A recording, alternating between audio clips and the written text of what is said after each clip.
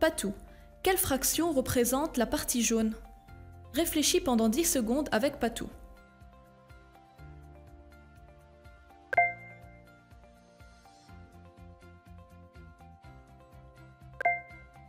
Très bien, c'est 3/4. Quelle fraction représente la partie bleue?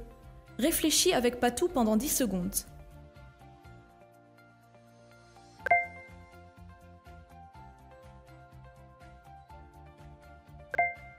Très bien, c'est 6/8. Alors on conclut que 3/4 égale à 6/8.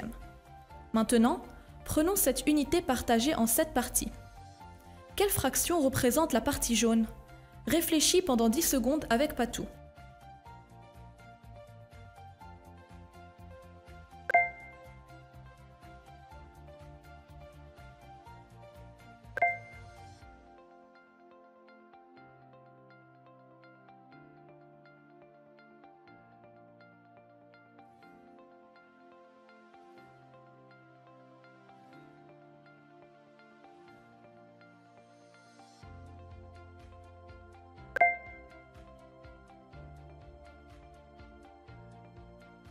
Très bien, c'est 3/4.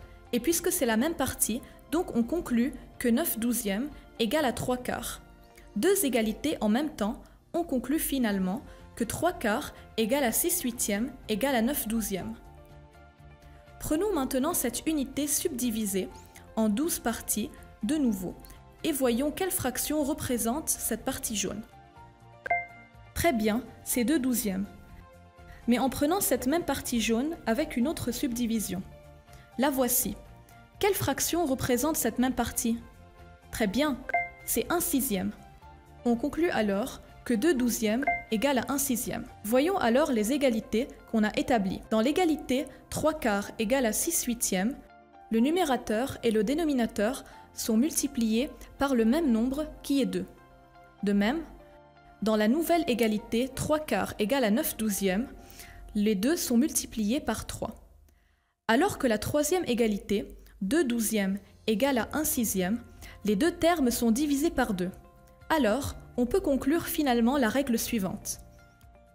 Si on multiplie ou on divise le numérateur et le dénominateur d'une fraction par le même nombre, on obtient une fraction qui lui est égale.